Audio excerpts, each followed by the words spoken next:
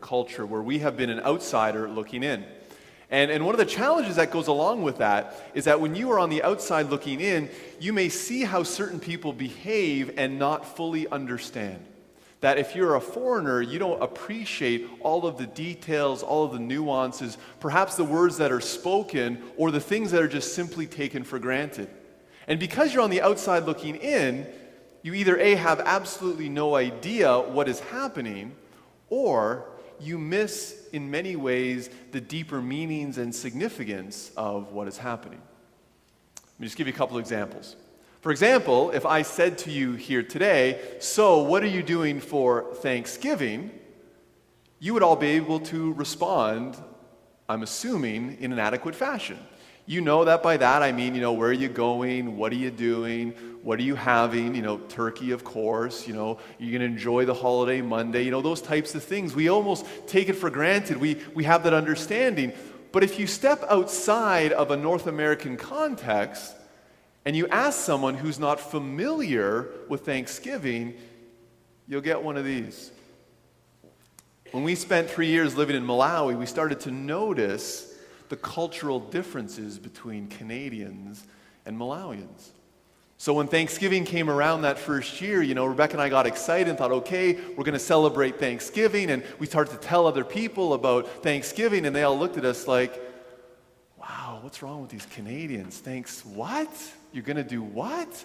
And so what we did as good Canadians is we found other Canadians and said, all right, let's celebrate Thanksgiving together. And on one particular Thanksgiving, we rallied up about 17 different kind of stray Canadians. We're kind of like stray cats, I guess. We were kind of all over the place. But we found each other, and we couldn't find a turkey because they don't have turkeys in Malawi. So we had guinea fowl. And if you don't know what guinea fowl is, it's kind of like a colorful chicken. Google it when you get home and you can have a better understanding of what we're doing. But we celebrated Thanksgiving together. As Canadians, we get it. We understand. We appreciate the importance. But as Malawians, they thought, no way. Now, if I were then to say to you, okay, we have just taken up the regular offering. Now we are going to celebrate with the Masika offering. We'd put you in a little bit of a spot.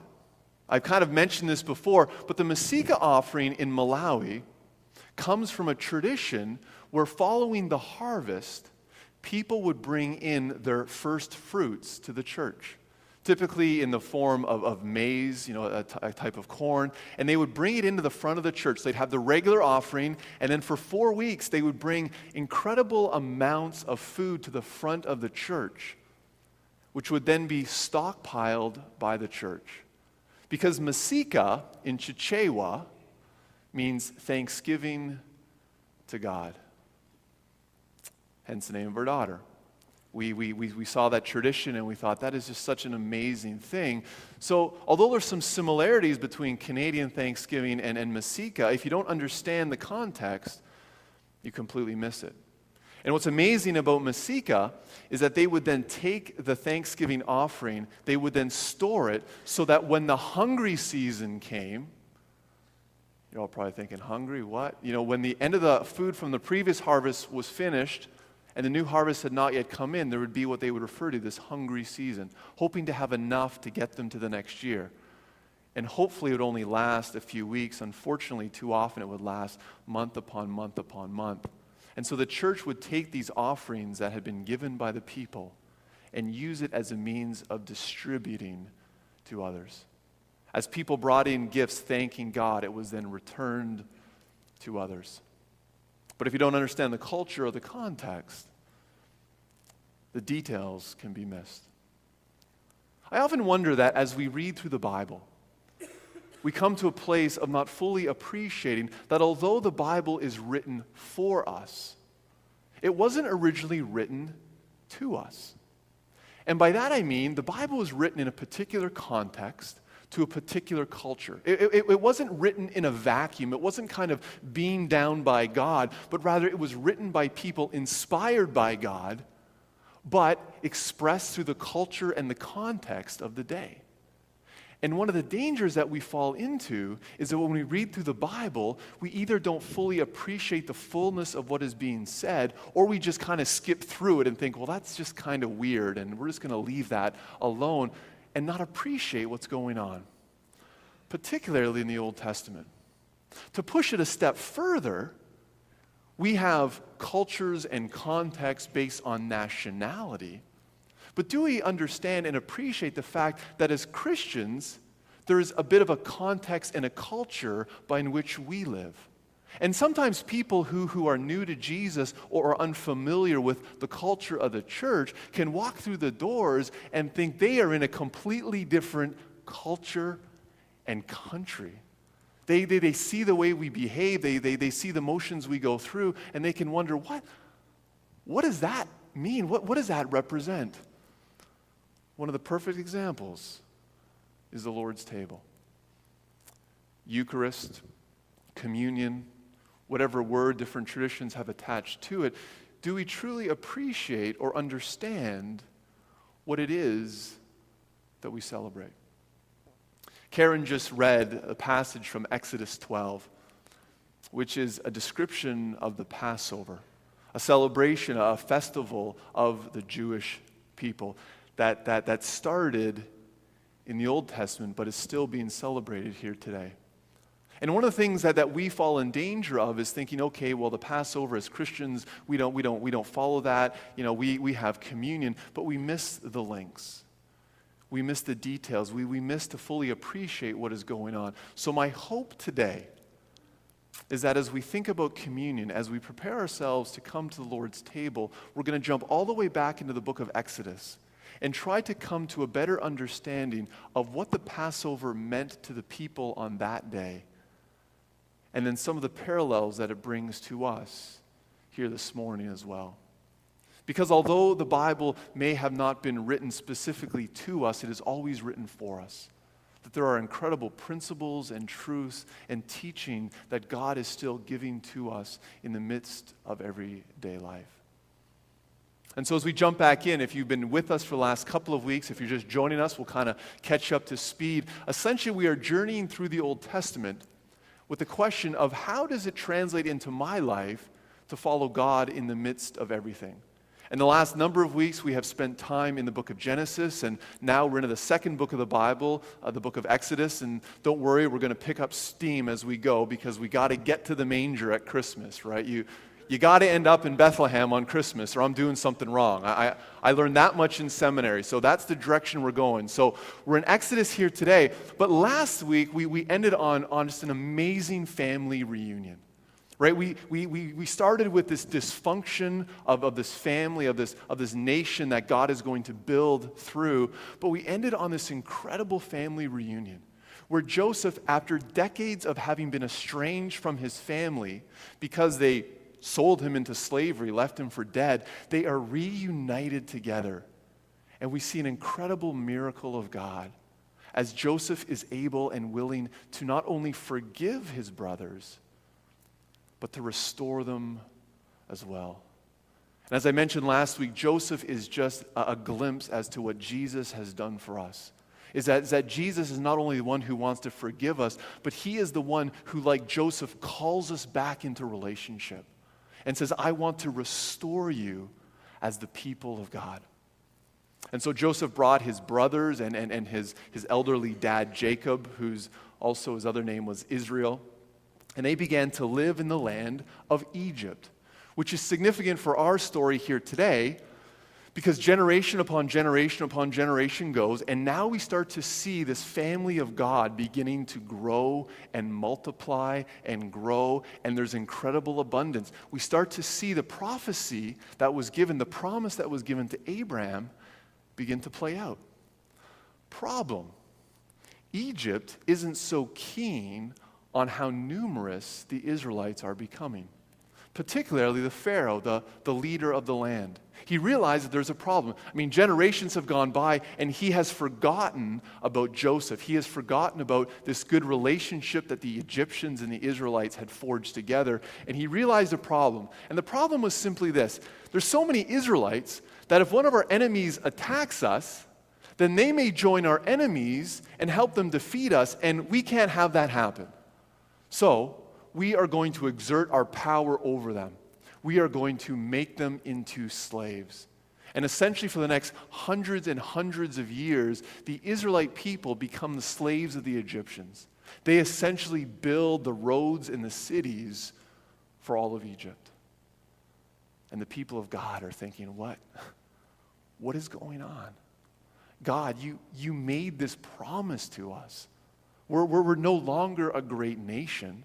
We are being turned into slaves in Egypt. We're not even in the promised land. What is going on? And not only year after year, not only decade after decade, not only generation after generation, but hundreds of years after hundreds of years, they continue to cry out to God and say, where are you? What's going on? And it's in the book of Exodus that we see the response of God, where God calls an imperfect person like Moses, the guy who, if you know the story, was actually in Pharaoh's family. But he fled because he murdered someone. And then he took off for the hills. And then when God called him and said, I'm going to use him, what did Moses fall back on? He says, you can't use me, I'm imperfect. I can barely speak. I have a stutter. And God says, no, I'm going to use you. And you are going to go and stand before Pharaoh, the most powerful man in the land. And you are going to tell him, let my people go. This past week, as I was preparing for what I'd say this morning, different things always come to mind. And for me, what came to mind was the VeggieTale movie, Moe and the Big Exit. Any VeggieTale people? Yeah, I can tell the demographic, right? If you have young kids, you know VeggieTales. It's amazing. And the picture I have to get out, and it's still in my mind right now, is Moe is a giant cucumber. And he goes up to Pharaoh and says, let my people go. So I'm on a bit of a VeggieTale thing right now. I'm going to try to push it away. But essentially that's the message. Is God uses Moses to go to him and say, listen, you're going to let my people go and worship in the desert. And eventually the plan was that through Moses, God was going to deliver the Israelites from this hand of oppression, from slavery. Well, even if you've heard the story or not, you probably know what Pharaoh's reaction is. Not a good idea. Why am I going to let my entire labor force go away? Not going to do it. So Pharaoh needs some coercion.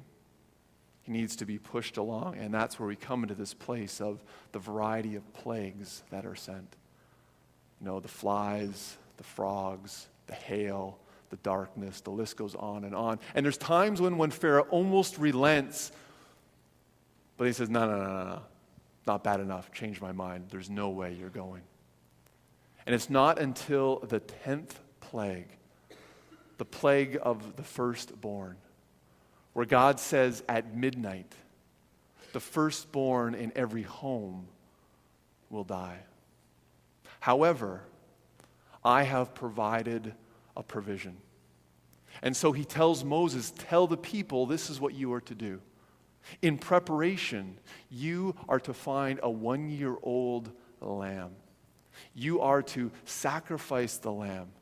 You are to celebrate, and then you are to take the blood of the lamb. And very specifically, he says, you are to put it around the doorframe of your homes as an identifying marker that you are part of the people of God. And then this plague will pass over.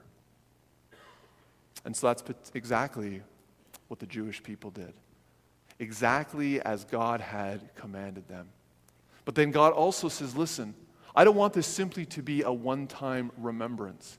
Every year, at this time of year, I want you to celebrate the Passover as a reminder of my faithfulness, as a reminder of the way in which I had delivered you from the bondage of sin. And that's precisely what the Jewish people did.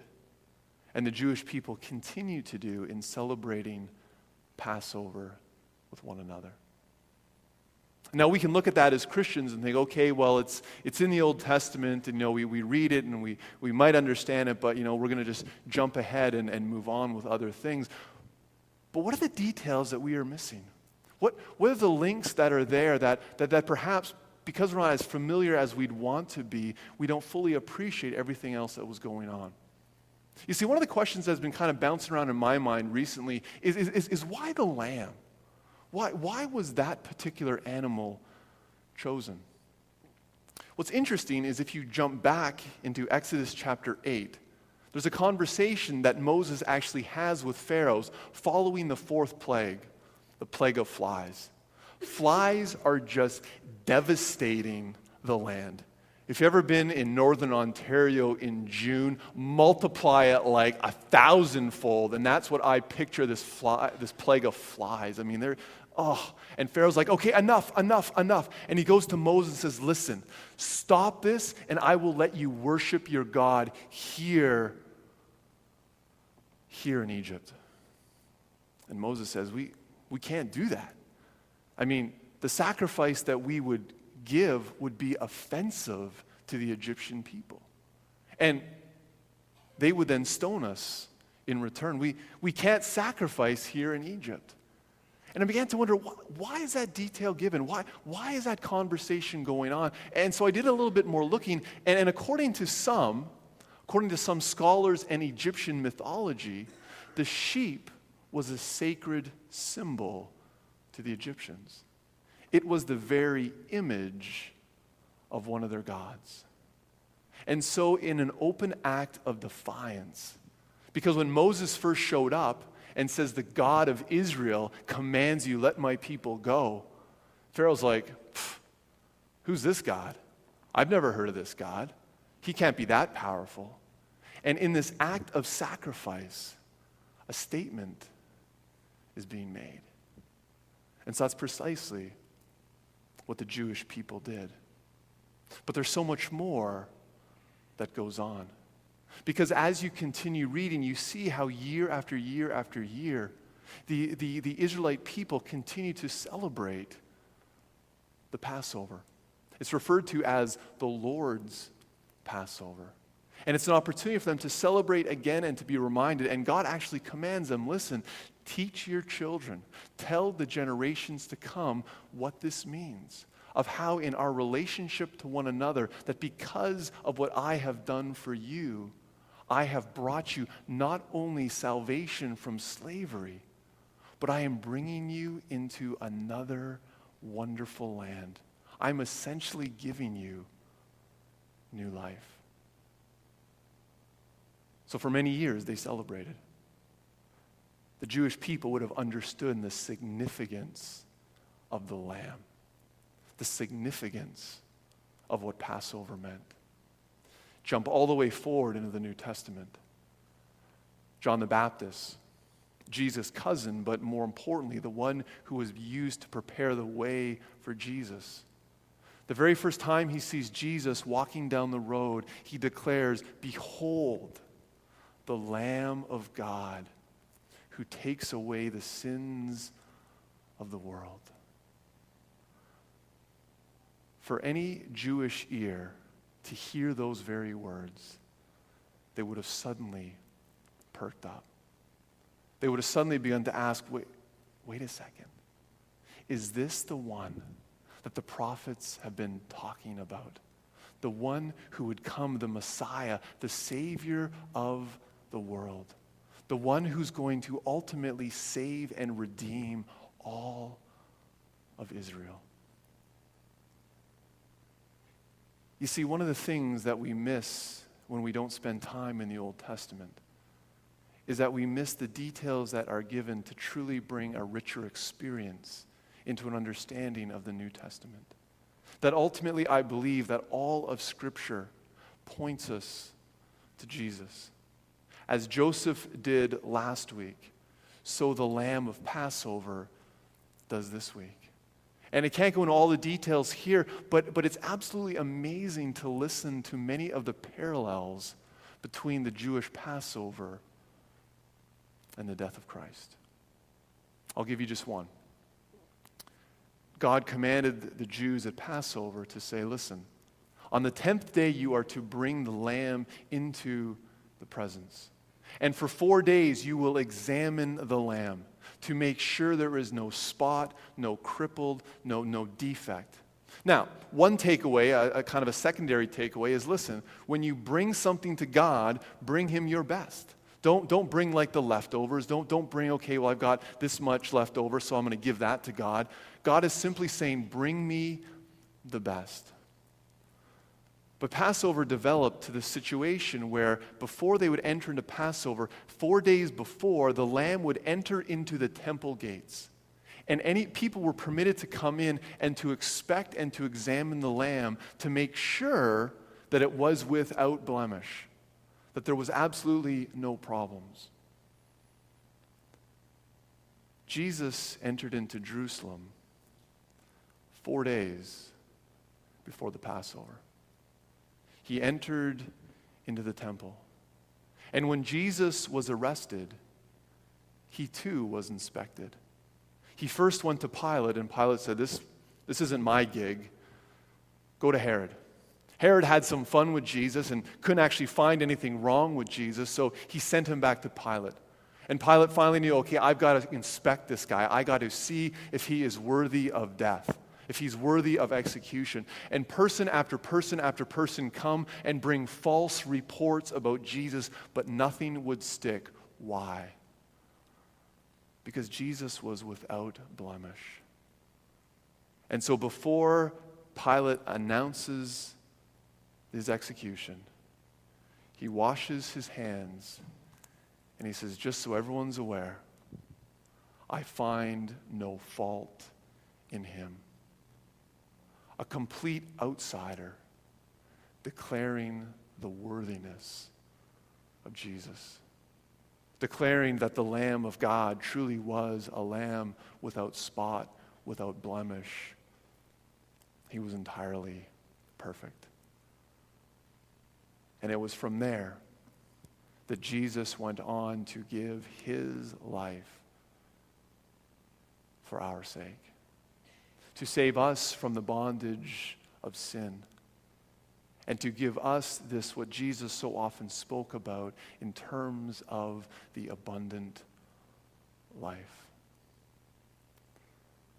As we begin to see and understand more and more of all that Jesus did for us, we can never allow this table to become familiar. Because on the very night when Jesus was about to be arrested, with a group of his 12 being with him, he took the elements of bread and of the cup, as we still do here today, 2,000 years later. And as Jesus broke the bread and poured from the cup, he says, this body shall be broken for all of you. He took the cup and he says, without the shedding of blood, there can be no forgiveness of sins. You see, what Jesus was doing was he was reminding us again of God's desire to be in relationship with his people, of God's desire to overcome those barriers that bring us and hold us the bondage of sin. And that is what we celebrate at the Lord's table. As Jesus said to his followers, continue to do this in remembrance of me. In the book of Corinthians, the Apostle Paul had to remind the followers as well, don't give up meeting together. Don't give up celebrating at the Lord's table, because we celebrate the goodness of God through the life and the death, but ultimately the resurrection of Jesus Christ. But there's one other detail about the Passover that cannot be left alone.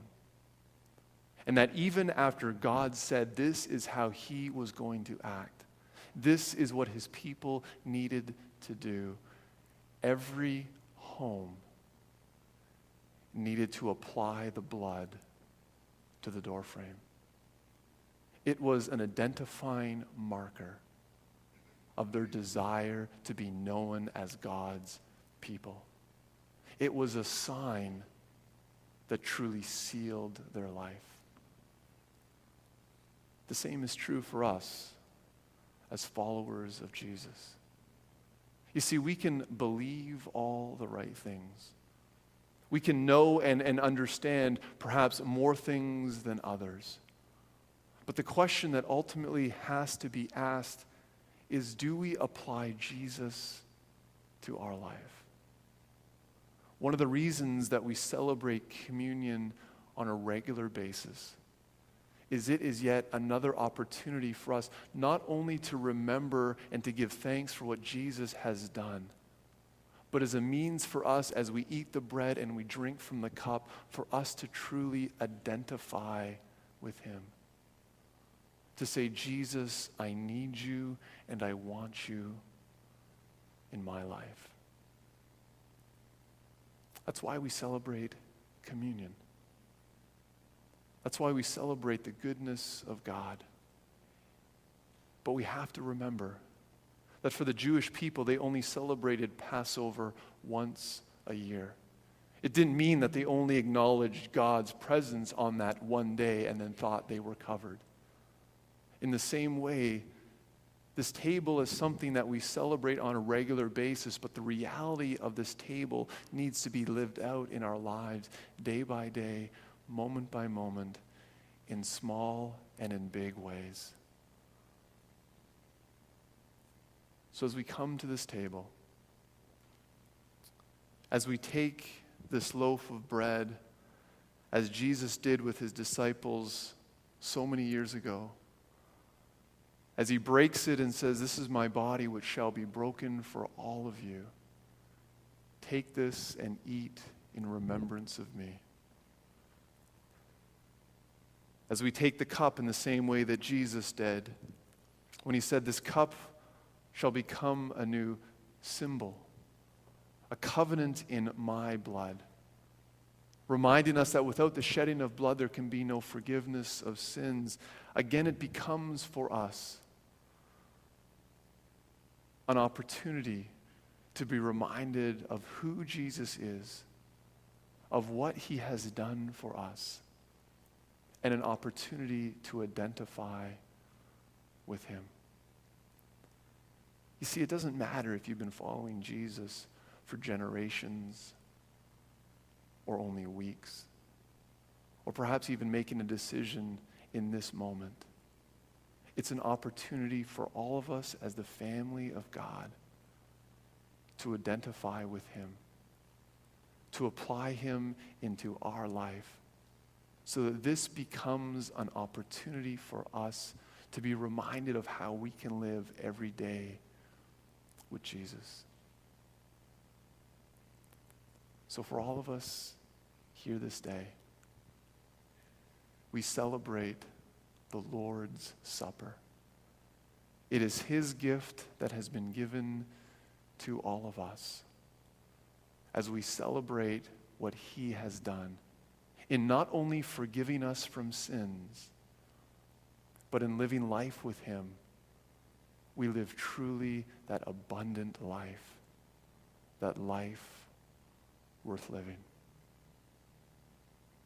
So I invite you to come and to celebrate again the goodness of God. Just before we come to the table, I invite you to stand as we sing together and just truly allow God to speak into your life here this day as we are reminded